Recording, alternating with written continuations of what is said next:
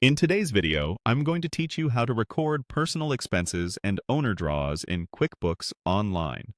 Let's get started by opening QuickBooks Online and signing into your company.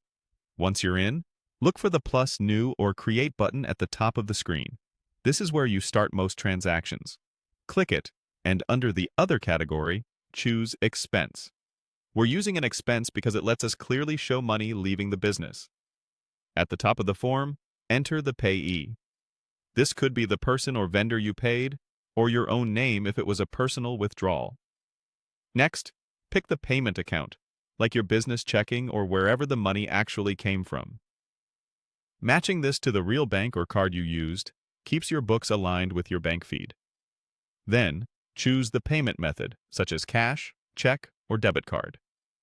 Pick whatever reflects how the money moved so your records stay consistent. Now move down to the category field. This is the most important part. If you're recording a personal withdrawal, select Owner's Draw. That keeps personal withdrawals out of your profit and loss and properly reduces owner's equity instead. If you're tracking personal expenses separately, select Personal Expenses so you can see them grouped on reports. If you don't see Owner's Draw in the list, click Add New, choose Equity as the account type, name it Owner's Draw, and save. Setting it up under Equity ensures these amounts don't inflate your business expenses. Enter the amount for the expense or draw. Keep the number exact so your records reconcile later.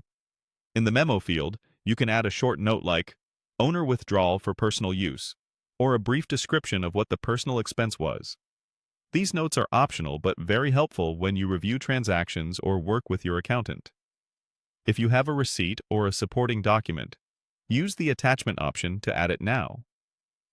Storing documents with the transaction keeps everything in one place for audit trails and future reference. When everything looks right, click Save and Close to finish. If you have more personal expenses or draws to record, use Save and New to quickly enter the next one. Remember, the key is to categorize correctly so personal items don't show up as business expenses. That way, your financial statements remain accurate, and tax time is smoother. If this video helped, please like, subscribe, and share. Thanks for watching.